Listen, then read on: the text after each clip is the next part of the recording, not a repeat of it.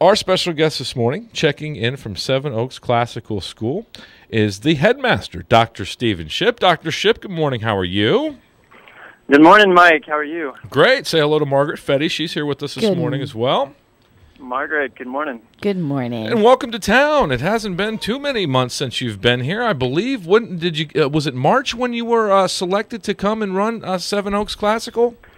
That's right. That's when we finalized it, and so I've been here up in Bloomington less than 2 months now. Excellent. Well, welcome to town. Yes, welcome. I hope you enjoy it. And tell folks where you're from and how you got involved with Sevenoaks Classical. Certainly. It has been a long road back to Indiana. My wife actually grew up in Marion, Indiana, and we've thought that this is where we'd like to put down roots for some time. Most recently, we have been down in Texas. I first went down to Texas to finish my doctoral program and got into classical education there and ended up getting into administration and moving over to a charter school company. Most recently, I was the regional director of academics for 6 classical charter schools of the same model as the one that we're seeking to establish here. And I got into conversation with the Sevenoaks group through connection with Hillsdale College's Barney Charter School Initiative, which is seeking to promote this model of classical charter education.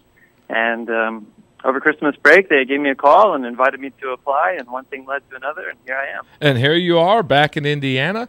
And what was the draw to the classical education? Why did you see that as your future?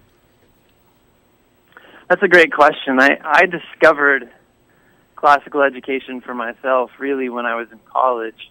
I went to a small liberal arts college and found this tradition of education that just made a lot of sense. One that placed a strong emphasis on the cultivation of the mind and the cultivation of good habits and decent character. And the reading of these great books that contain this rich material that generations have found helpful and have continued to return to as they seek to grapple with those enduring human questions, major themes like justice and wisdom and equality.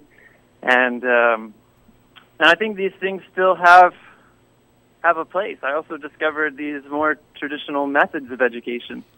And we've tended to move a little bit away from them, but they still work. And there's a growing body of results that show that these schools that are moving in this classical direction have been immensely successful.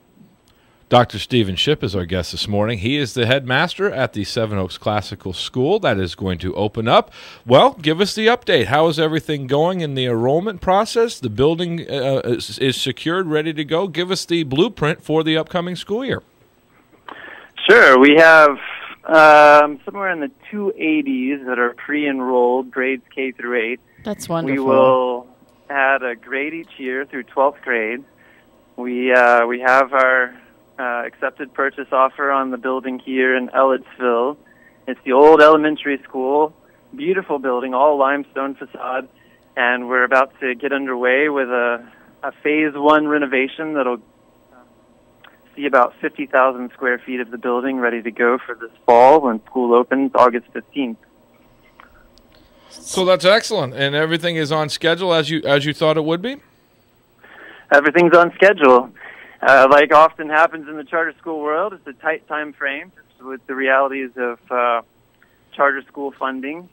Charter schools don't have access to any of the local property tax money, and so they get none of the facilities funding that other schools do.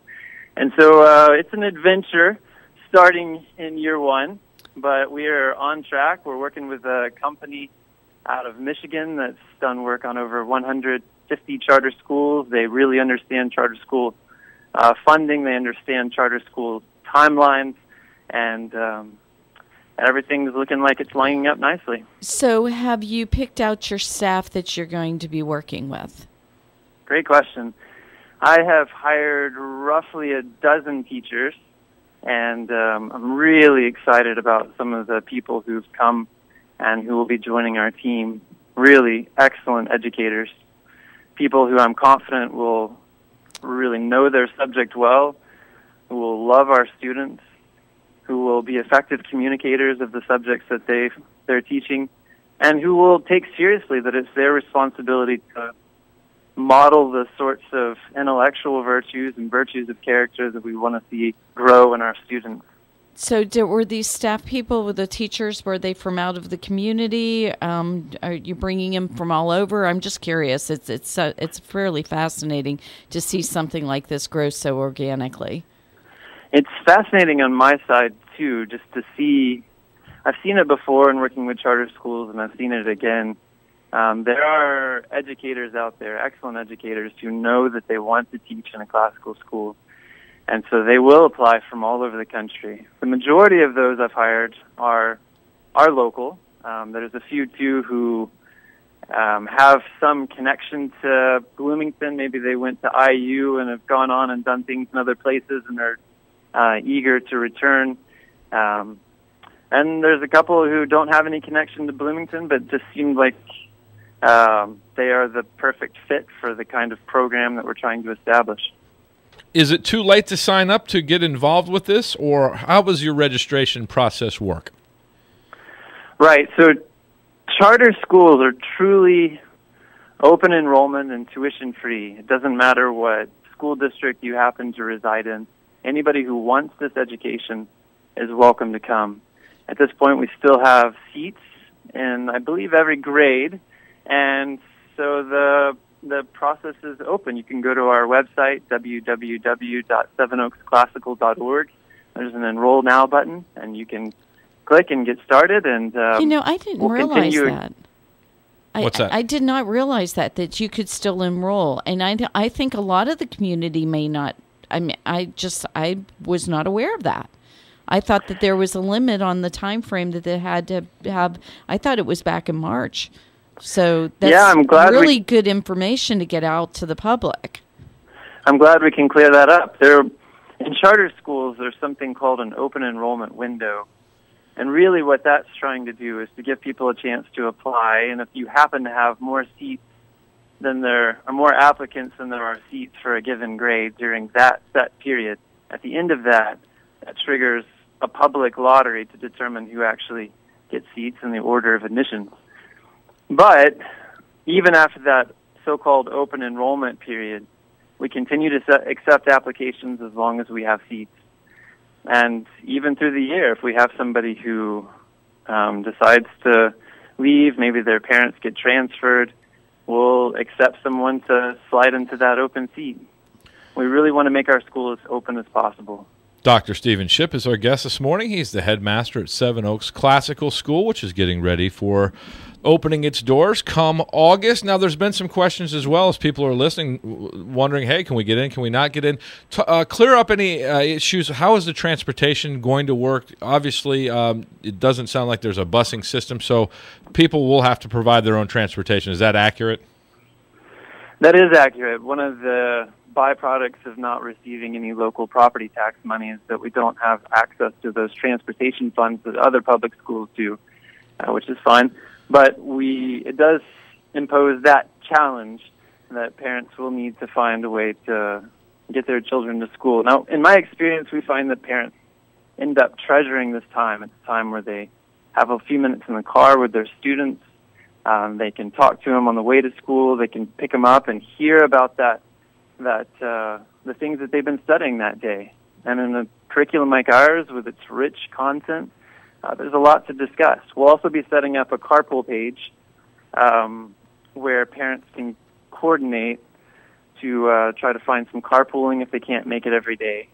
Well, for anybody who's saying that, this is imposing something really horrendous on families, I don't know about you, but if you go by south or north, there's a whole lot of parents picking up their kids that way too and dropping them off. So I think that's kind of humorous when people say that that's just such a huge hardship. The other thing that was discussed repeatedly was whether or not you would be offering a lunch program. And what Right. was the result of that? Because I honestly don't remember what the resolution was there. Well, we're still ironing out the details, but we are committed to offering a lunch program to students. We'll also have other things that we do to try to make it easier for parents to attend or to have their children attend if they'd like to. For example, we will be offering a before and after school program so that if parents can't pick up precisely the normal pickup time, that's fine. There'll still be a structured and safe environment for their children to be in until their parents can come and pick them up. Nice. And one of the final things that I just saw here at the SevenoaksClassical.org webpage, what type of technologies will Sevenoaks Classical School utilize in its classrooms? And I thought this was an interesting response. Let us know. Yeah, it's an interesting area. We know that people were well educated before the advent of the iPad, but yet now we seem to place more and more hope that technology is going to solve all our problems in education. Technology can be great. It's in many cases in education, it's an incredibly useful tool. But what we want to make sure we don't do at our school is let technology in any way displace the art of teaching. We think that there's something beautiful that happens in that immediate interaction between teacher and classroom, and we don't want to so saturate the classroom with technology that it interferes. So we will have computer labs, but there won't be a one-to-one student technology ratio with iPads or Chromebooks or any such thing. Instead, we really put that priority on that immediacy in teaching. Dr. Stephen Shipp is our guest this morning. He's the headmaster at Sevenoaks Classical. You can find more information about everything that's going on there. Good job on the website, SevenoaksClassical.org. The FAQ section is where I took a look, and you can find just about everything there, the mission statement, everything else that comes to mind. Dr. Shipp, well, welcome to Bloomington, and we are excited to see how everything goes with the school opening its doors. When is the first day of school scheduled for? First day of school is scheduled for August 15th. Excellent. So I'm hoping we will speak to you Absolutely. again in the future. Right before we get things started. I hope so. I hope we can speak regularly, and I can continue to clear up any questions that are out there and get to know you all better in the community and really keep everybody abreast of developments here at Sevenoaks Classical